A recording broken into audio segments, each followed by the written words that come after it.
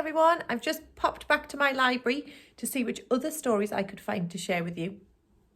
And I found another story that's about growing and about gardening, a bit like Eddie's garden that we read a few weeks ago.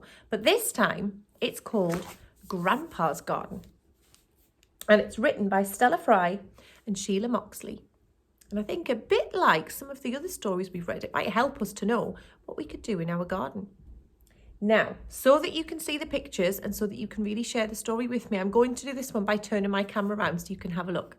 So I will switch my camera around and I'll get it all set up and then we'll share this story together. I'll be back in a moment. Grandpa's Garden, written by Stella Fry and illustrated by Sheila Moxley. Is it spring, Grandpa? Can we begin? The days are still short and the light is sharp like lemon juice. But here and there, green spears have pierced the soil. Soon there will be daffodils.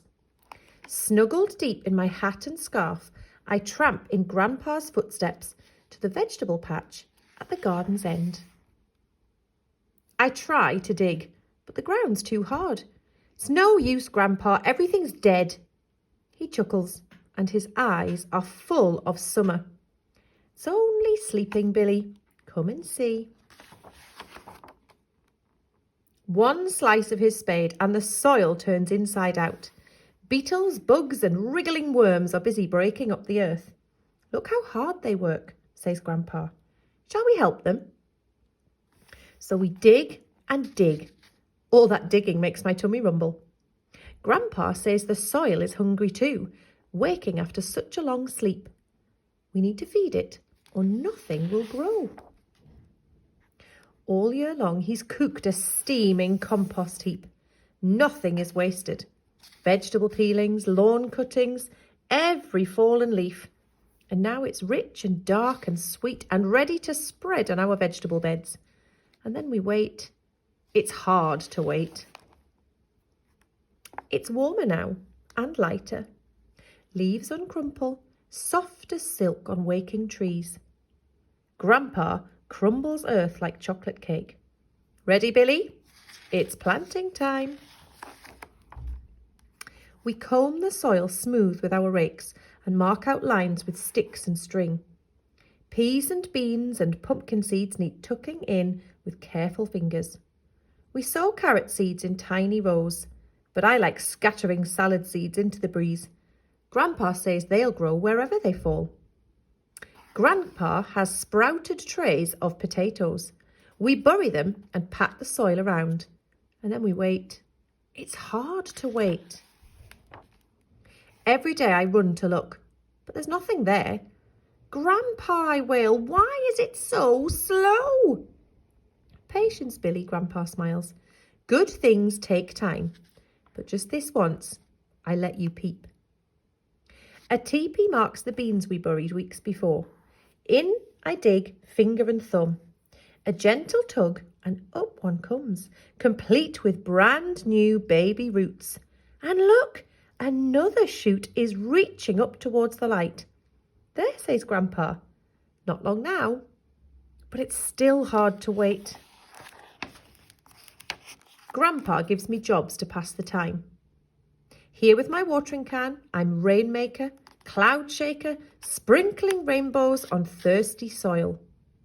And now, as if by magic, spring bursts in and everything grows.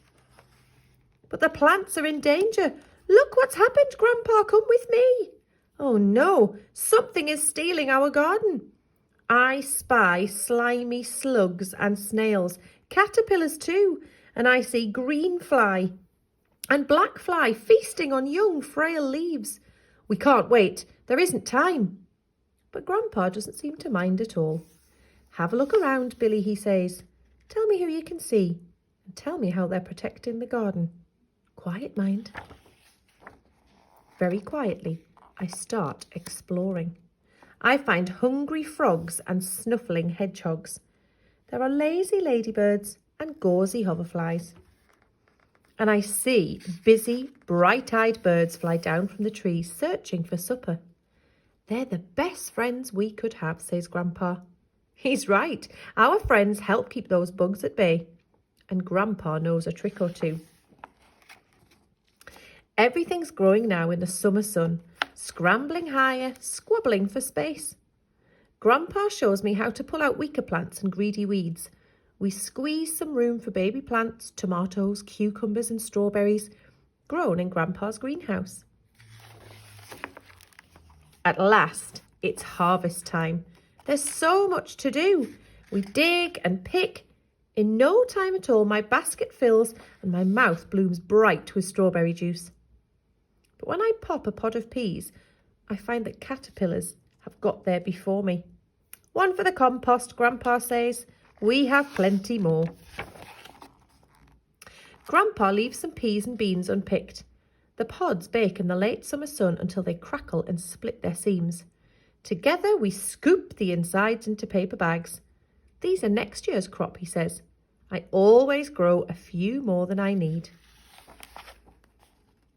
The sun sinks, tender as the ripest peach.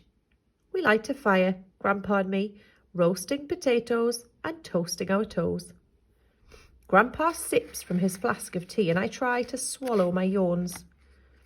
Autumn is sending the soil to sleep and it won't be long before winter's here. But spring will follow and we'll be there, Grandpa and me, to welcome it again. And I can't wait. And this is a picture of Grandpa's garden. So it's got sunflowers, runner beans, peas and salad leaves, strawberries, marigolds, potatoes, tomatoes, pumpkins, more sunflowers, cabbages, Brussels sprouts, tomatoes, leeks, carrots and onions. Wow.